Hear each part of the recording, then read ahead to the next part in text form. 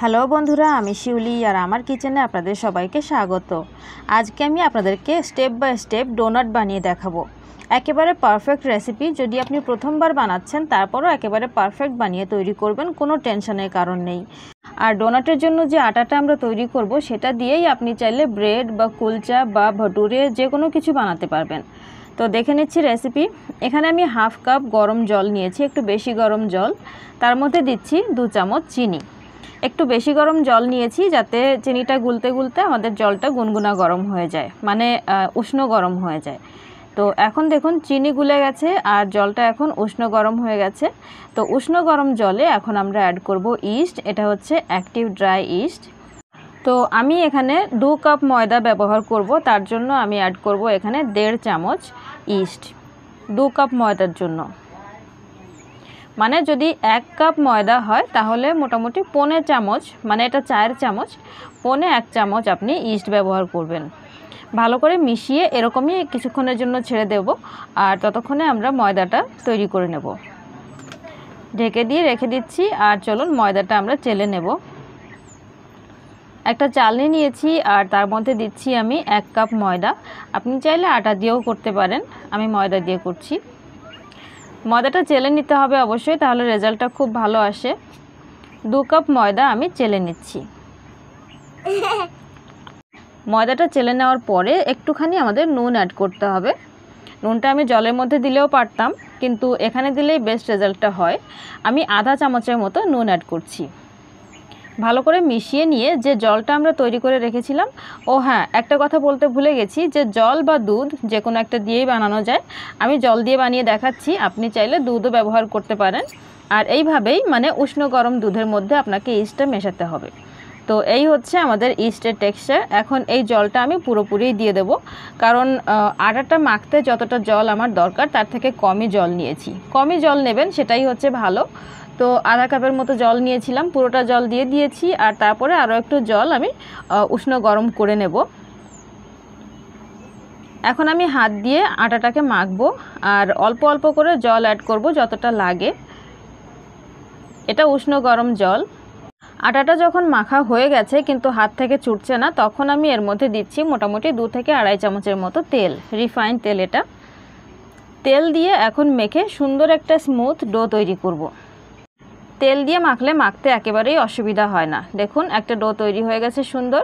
এবার আমি ঢেকে রেখে দেব মোটামুটি 2 থেকে 2.5 ঘন্টার জন্য, বা যতক্ষণ না পর্যন্ত ডাবল সাইজ হয়ে যাচ্ছে ততক্ষণ পর্যন্ত রেখে দিতে হবে। মোটামুটি 2.5 ঘন্টার পরে এটা হচ্ছে আমার ডোটা একেবারে ফুলে ডাবলের থেকে বেশি হয়ে গেছে। একটুখানি ময়দা বা হাতে একটু তেল লাগিয়ে নেবেন, তারপরে ডোটাকে আবার একটু করে নিতে হবে, আবার একটু মেখে নিতে হবে। তারপরে আমরা ডোনাটগুলো বানিয়ে নেব। এখন বেলার জন্য একটা চাকি বেলন লাগবে আমাদের। তো ডোটাকে আমি তুলে নিয়ে একটা চাকির ওপরে নিয়ে নিচ্ছি, মানে যেটাকে বলে রোলিং সারফেস। যদি আপনি টাইলসের ওপরে করেন তাও করতে পারেন, বোর্ডের ওপরে করেন তাও করতে পারেন।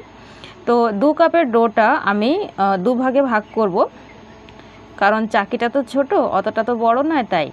আর ডোনাটগুলো আমরা খুব বেশি বড় করব না, খুব বেশি মোটা করব না, মিডিয়াম সাইজের করব, যেরকম নর্মালি হয়। গোল করে নিলাম, তারপরে একটু ময়দা ডাস্ট করে তারপরে আমি বেলে নেব। ডোনাটের আপনি যে কোনো সাইজের করতে পারেন, অনেক বড় সাইজেরও করা যায়, ছোট ছোটও করতে পারেন। তো আমি করছি নর্মাল মিডিয়াম সাইজ, যেরকম বাজারে পাওয়া যায় ওই রকমই করছি। মোটা করে বেলতে হবে, বেশি পাতলা করা যাবে না। পাতলা করলে কিন্তু বেশি ফুলবেও না আর খেতেও ভালো লাগবে না। তো এই হচ্ছে, এতটা মোটা আমি করেছি। এবার কাটার জন্য আমি ব্যবহার করছি একটা স্টিলের গ্লাস। এরকম করে যতটা হয় আমি কেটে নিচ্ছি।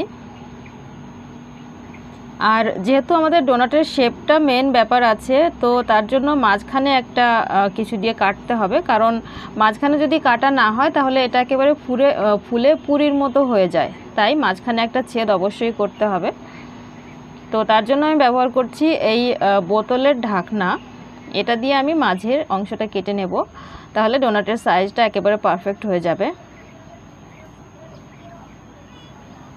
এখন যে ডোটা আমাদের এক্সট্রা থেকে গেছে সেটা আমরা তুলে নেব। তুলে নিয়ে বাকি যে ডোটা আছে ওটার সাথে মিশিয়ে আমরা বাকি ডোনাট বানিয়ে নেব। দেখুন এই যে ডোটা আমি তুলে নিচ্ছি, পুরোটাই তুলে নিচ্ছি আর বাকি ডোয়ের সাথে দিয়ে দেব, আর তারপরে একসাথে মিশিয়ে আবার গোল করে আবার বেলে নেব। এবার এই ডোনাটগুলোকে আমরা রেস্টে রাখবো কিছুক্ষণের জন্য। তো তার জন্য আমি কিছুটা ময়দা ডাস্ট করে দিচ্ছি একটা ট্রের ওপরে। আপনি চাইলে বেকিং পেপারের ওপরে রাখতে পারেন, যদি বেকিং পেপার না থাকে তাহলে আমার মতো করে রাখুন। তো এই ট্রের ওপরে আমরা একটু ফাঁকা ফাঁকা করে ডোনাটগুলো রেখে দেব, ঢেকে রেখে দেব মোটামুটি আধা ঘন্টার জন্য। আধা ঘন্টায় পারফেক্টলি ফুলে তৈরি হয়ে যাবে। আর এরকম করেই বাকি যেগুলো আছে, বাকি যতটা ডো আছে ততগুলো আমি সমস্ত ডোনাটগুলো বানিয়ে এরকম করে রেখে দেব রেস্টে, তারপরে আমি আপনাকে দেখাচ্ছি। তো দেখুন বন্ধুরা, সমস্তগুলো আমি বানিয়ে রেখেছিলাম আর আধা ঘন্টা পরে আমি আপনাকে দেখাচ্ছি। দেখুন ডোনাটগুলো ফুলে একেবারে তৈরি হয়ে গেছে পারফেক্টলি। এই দেখুন এতগুলো হয়েছিল। দুটো প্লেটে রেখেছি, একটা ট্রেতে রেখেছি। তো চলুন এবার আমাদের ফ্রাই করতে যেতে হবে। তো ফ্রাই করার আগে আমাদের দুটো জিনিস আরও অ্যারেঞ্জ করতে হবে। তার মধ্যে এটা হচ্ছে চকলেট সিরাপ। চকলেট সিরাপ থাকলে নিতে পারেন, বা চকলেট মেল্ট করে মানে চকলেটটাকে গলিয়েও নিতে পারেন। আর এটা হচ্ছে পাউডার সুগার। আমি চিনিটাকে পিষে নিয়েছি মিক্সার গ্রাইন্ডারে। এই দুটো জিনিস আমরা গার্নিশিংয়ের জন্য রেখেছি। এবার যে তেলটা নিয়েছি, তেলটা হচ্ছে একেবারে হালকা গরম, বেশি গরম না, মিডিয়াম গরম না, কোনো প্রকারই বেশি গরম করা যাবে না। হালকা গরম তেলে আমাদের ডোনাটগুলো অ্যাড করতে হবে। আর তারপরে মিডিয়াম টু লো হিটে করে আমাদের ডোনাটগুলো ফ্রাই করতে হবে। হিট বেশি করা যাবে না, মিডিয়াম টু লো হিটে করেই এরকম হালকা হালকা হাতে আমাদের পাল্টে পাল্টে ফ্রাই করতে হবে। এইভাবে একটু ধৈর্য নিয়ে আমরা ফ্রাই করব, একেবারে লাল লাল হয়ে যাবে ততক্ষণ পর্যন্ত। দেখুন কালার চেঞ্জ হচ্ছে ধীরে ধীরে, আর একটু করব। এবার আমাদের ডোনাটগুলো একেবারে তৈরি হয়ে গেছে। এবার আমরা এগুলোকে তুলে নেব। একটা ঝাড়ার মধ্যে নিয়ে নিচ্ছি আমি। আর গরম গরম ডোনাটগুলোকে আমরা চিনি দিয়ে গার্নিশ করব। যেগুলো আপনি সুগার ডোনাট বানাতে চান সেগুলো গরম গরমই গার্নিশ করতে হবে, নইলে কিন্তু চিনিটা বসবে না, মানে লাগবে না ডোনাটের গায়ে। তাই গরম গরম এরকম করে গার্নিশ করে নেবেন।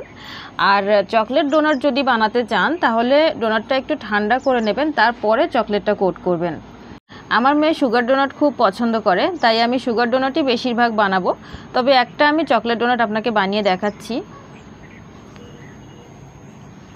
ডোনাটগুলো ঠান্ডা করে নিতে হতো, কিন্তু আমার এখানে ডোনাটটা একেবারেই গরম, খুব গরম, তাই এটা বেশি ভালোভাবে লাগছিল না। ঠান্ডা করে নিলে খুব সুন্দর একটা কোটিং হবে। যাই হোক, একটাই করার ছিল, তাই আমি দ্বিতীয়বার আর পারফেক্ট করে দেখালাম না। ওপর দিয়ে একটু চিনি ছড়িয়ে দিচ্ছি। দেখুন বন্ধুরা, আমাদের ডোনাটগুলো খুব সুন্দর তৈরি হয়ে গেছে। এবার খাওয়ার পালা। গরম গরম খেলে ওপর থেকে ক্রিস্পি ফিলিং হবে, আর ভেতরে খুব ফোলা, একেবারে সুন্দর পাফড। আর এটা খেতে খুবই টেস্টি, অবশ্যই ট্রাই করে দেখবেন। আর বানানোও খুব একটা কঠিন না, স্টেপগুলো ঠিক করে ফলো করবেন তাহলে একেবারে পারফেক্ট তৈরি হবে। অবশ্যই ট্রাই করুন, আর ট্রাই করলে কমেন্ট করে জানাতে ভুলবেন না যে আপনার কেমন লাগলো। ভিডিও পছন্দ হলে একটা লাইক করবেন বন্ধুরা, আর প্লিজ আমার চ্যানেলটাকে অবশ্যই সাবস্ক্রাইব করবেন। Thank you so much for watching. আমি একটা ডোনাট ভেঙে দেখাচ্ছি, দেখুন ভেতর থেকে কত সুন্দর ফুলেছে।